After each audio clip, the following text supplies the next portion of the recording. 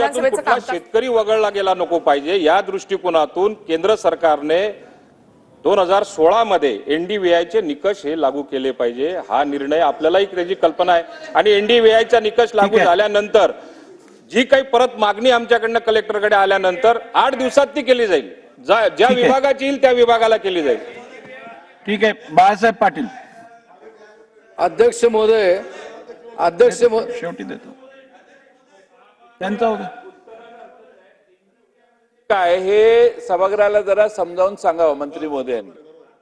एनडीव्हीआयचा निकष जो असेल तो कृषी विभाग सामान्य फरक वनस्पती निर्देशांक, पण त्याचा विषयी जी कल्पना आहे ती कृषी विभागाच्या माध्यमातून दिली जाईल। अध्यक्ष महोदय, एकंदर अध्यक्ष महोदय 5 प्रश्न या ठिकाणी विचारत। अध्यक्ष महोदय, पहिला प्रश्न लॉंग फॉर्म पाहिजे। नाही दिलं, चला। सर्व